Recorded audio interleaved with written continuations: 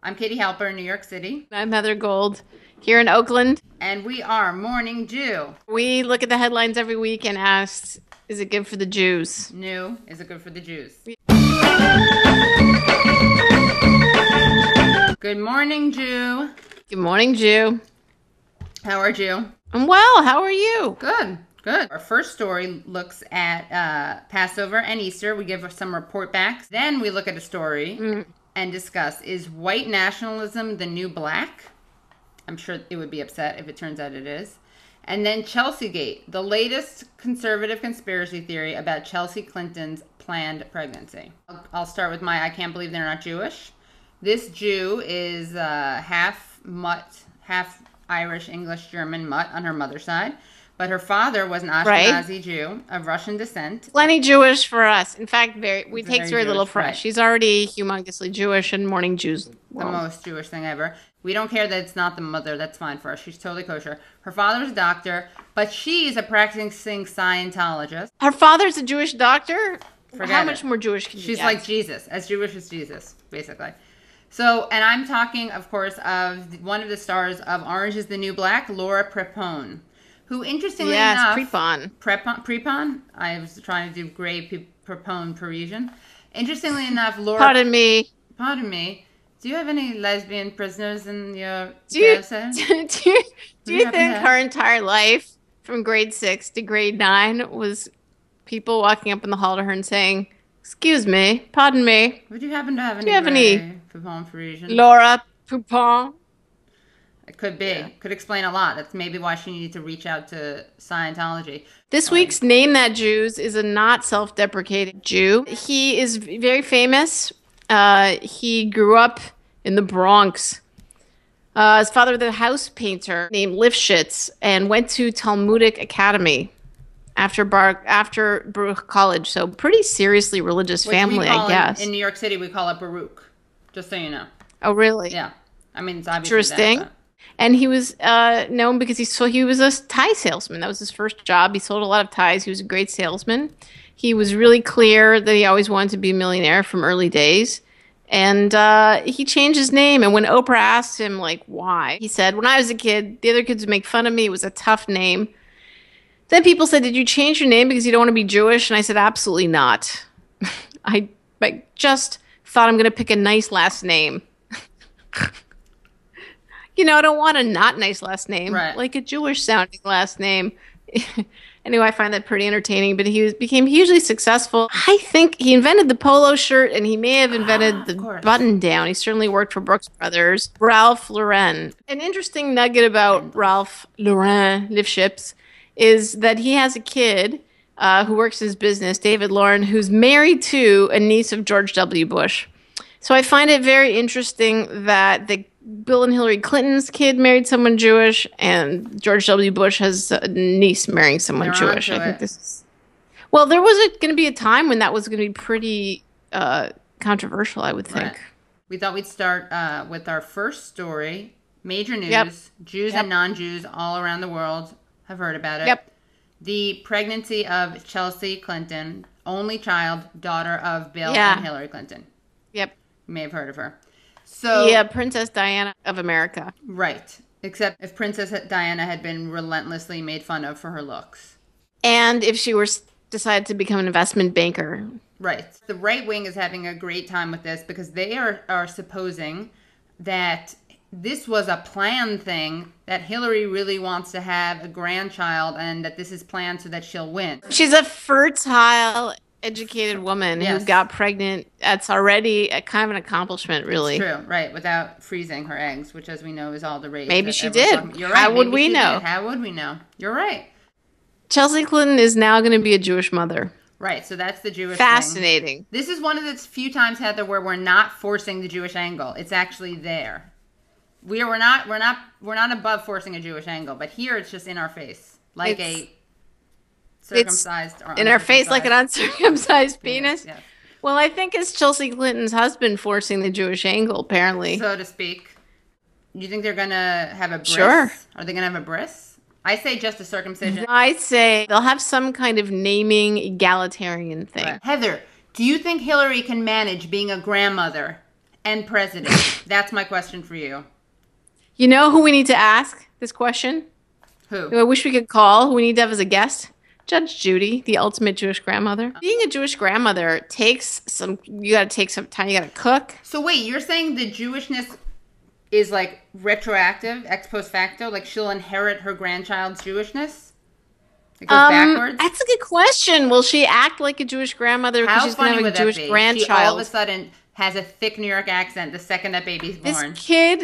This kid could call her Bubbe. How Bubbe funny Clinton. would that be? She starts bargaining. In fact, whether the kid's calling her that or not, I'm calling her that. Bubbe Clinton. Well, you know, Happy Pesach. You too, and Merry Easter. You don't have to wish me Merry Easter because I'm Jewish. Wow, your family had a Seder on the Friday night. Is that like a weird alternative? No, it's just scheduling. thing? I mean, we've done it not even within Passover. So for us, that's like as holy as you get. We sang Woody Guthrie's song, Pastures of Plenty, which is a great song. On the edge of your city, you'll see us and that. So there's the labor issue. There's a lot about, it's very funny, our Haggadah, but we skip over all the vengeful stuff. And my little cousins read from the book, and they found the Afikomen, and it was great. Skip thought it would be hilarious or interesting to go on Saturday. We went to this Easter egg day at this huge old estate. It's now a park in Oakland.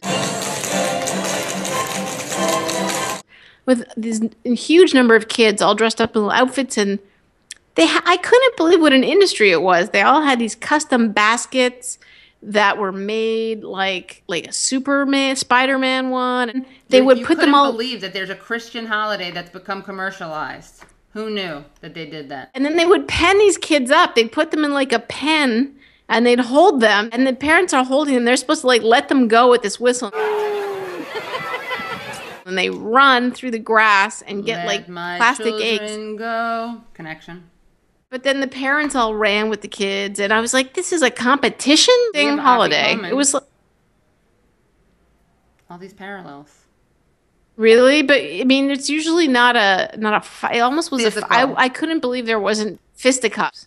Right, but that's because we're less of a physical people. So our competition is go look, use your mind, figure out in which corner behind which book. Then haggle, negotiate. Yeah. Who gets to look and where, and then yeah. But they're just run. Right, if you're the first there, outdoors, use your body. Outdoors, there's get sunlight. Something. There's sunlight involved. Very not Jewish. We're going to transition from lovely holidays. Another really upbeat story about the renaissance of the white nationalist movement. They are really living a heyday. It seems like there's a whole retro movement. Everything old is Jew again. We're going to keep covering this story because we already brought to you the Kansas City killer, right? The JC shooter, but. Now there's more stuff about him this week. That was like, that opened up a whole, it had a snowball effect. We have a mayor in Missouri who's kind of sympathizes with the shooter. He knows him, and this says that they used to talk about, different races, mostly the Jews. Then we have probably the saddest story is, we think of the victims who he killed, but there are also victims who he didn't kill, this shooter. Oh, no. Yeah, and that is, of course, the KKK victims, who are really upset that their image is being tarnished. Frank Ancona, he's an imperial wizard and the leader of the traditional American Knights of the Ku Klux Klan, and he got really upset by the shooting. He said, "What this guy just did set back everything I've been trying to do for years. I believe in racial separation, but it doesn't have to be violent. People in the Klan are professional people, business people, working types. We are a legitimate organization." So you have a really legitimate hate-based, racial cleansing-based organization that gets totally defamed by a couple acts of violence. It was too working class for him, the mode of attack. He wanted a more erudite kind of hatred. Yes, he wanted it more poetic, less physical, less violent. So I just feel bad for him because they're going to have to relaunch a new campaign, which ties it up nicely to Easter, is that, again, this is like the white supremacists are having a blast because in Virginia, these white supremacists snuck Easter eggs filled with racist notes into kids' neighborhoods. Because if there's one way to reach people with your kind of fringe message, it's to do it through their children's chocolate, yeah. Or also, it sounds like they're trying to do outreach networking, social networking on LinkedIn. Because when you look at this guy's LinkedIn, it's kind of a fascinating thing. I mean, this guy's got a resume for being in the KKK. Yeah, we have actually 5 skills in common, he and I. He's got volunteer management, popular education, editing. Event planning. He can plan your KKK wedding. Seriously, but they're missing, like, they don't have ironing sheets there. They don't have walking with a hood on, Right. you know. With holes, seeing through holes. Resentment growth, how to grow resentfulness in a population. He should have 50 recommendations for that. Guess what else he puts as something he knows about? Anti-racism and digital inclusion. His weakest is strategic planning and customer service. So they want white supremacy via PowerPoint instead. Exactly. That's white power, one PowerPoint at a time. We just gave him a better logo, better motto. All right, so let's wrap up these stories because there's a lot to talk about. Chelsea Clinton having a Jewish baby. Is this good for the Jews or bad for the Jews? Come on, more Jewish babies, good for the Jews. Good. I'm going to say draw because, again, I'm so paranoid. I think it makes it seem like another legacy. People get to point to another political family running things, and now they'll be able to become a Jewish one. Hopefully, the kid won't turn into a politician. I can't imagine in my lifetime a Jewish person will be president or even vice president. It would astonish me. I'd be happily astonished. But I also never thought I'd be able to get married. So you never know, Heather. There's hope. You never know. The white nationalism, KKK renaissance, I'd say probably a bad thing. Although I do like their fonts and their animated GIFs. And I'm Jewish, so maybe that's a good thing for me. They could help cut down on LinkedIn's usage because I can't imagine they're feeling good about it. That would be the only upside I could think of. Okay, so this was a good week for the Jews, besides the whole KKK thing. We have to walk that line of acknowledging white supremacy on the rise without letting it ruin your night. You know what I mean? So we want to ask you once again to support the show on Patreon. Patreon?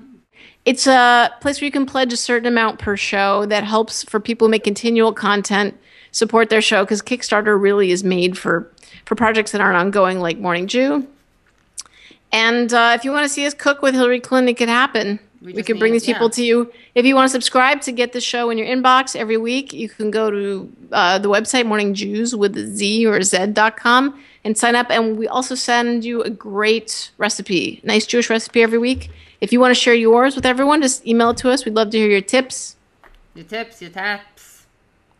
Your recipes. Your favorite thing. The best thing to eat in your town. Why don't you send that? We'll pass it on. Yeah. All right. I will see you next week. And Jew as well.